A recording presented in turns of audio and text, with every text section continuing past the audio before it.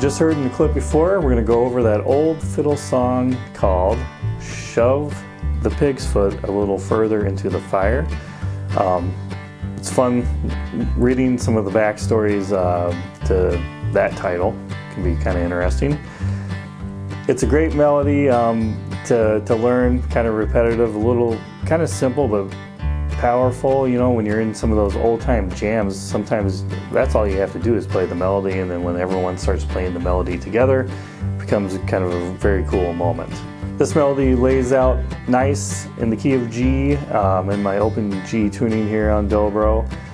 It is very heavy on the hammer-ons and pull-offs, so it's a great exercise that you can make out of learning this song.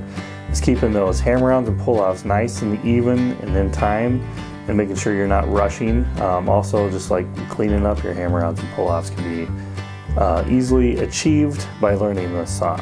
If you'd like access to this complete lesson, go ahead and look in the video description below. There will be some links that you can click on to find out how to access complete lessons. If you'd like to subscribe to my email list, there's another link for that in the description below as well, and I'll notify you when new lessons are up and ready. Thanks. All right, so let's look at this next variation here. So this one's going to be a little more complete. Kind of throw in that open top string a little more to kind of be a drone note and kind of create the feel of some double stops.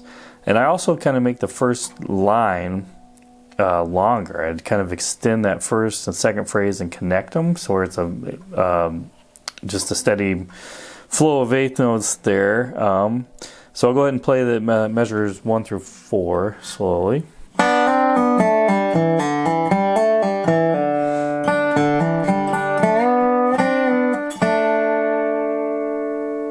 All right, so we'll look at that first phrase now, right? So now it's going to be the first two measures all together, because like I said, I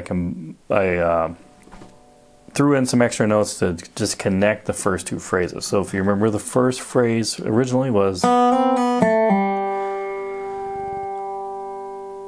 and then all I really did there is I threw in the second fret of the 4th string after that last note. And that's the only connection I actually made. It's just by adding in that one note, and that doesn't give us an option to stop like before. So, and then what I also did is I doubled up that first note, and I hit that 1st string open, right, index middle. And then everything else is the same. You do a hammer-on pull off that 1st fret of the 2nd string, 2nd fret of the 3rd string, and then pull off. And then, like I said, I go to that 2nd fret of the 4th string right after that, and that's a pull off hammer on there.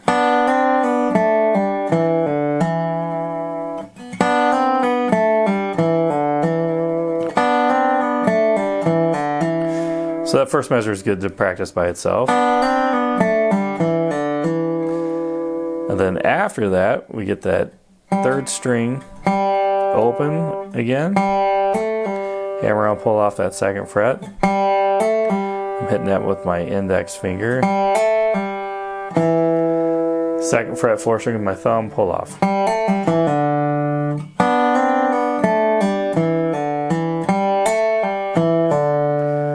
So that's a good flow of 8th notes to kind of get down, and make sure again your hammer on and pull offs are in time.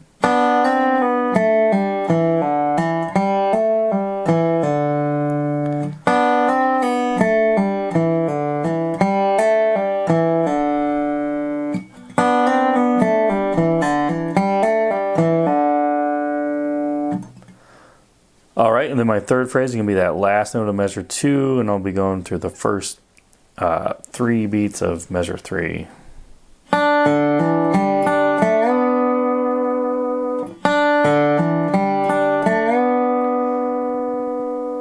Right, so that's that 1st string open, my middle. Then I'm doing a hammer on the 2nd fret of the 4th string with my thumb, followed by that 3rd string open, my index, top string open with my middle.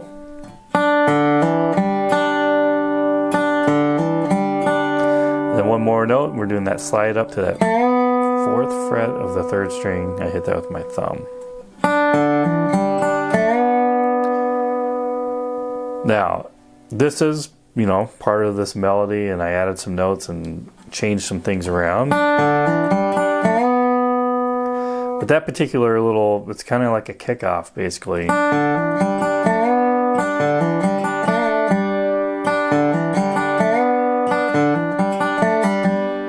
You know, something you could just, you like that phrasing, you could take that and that could be, you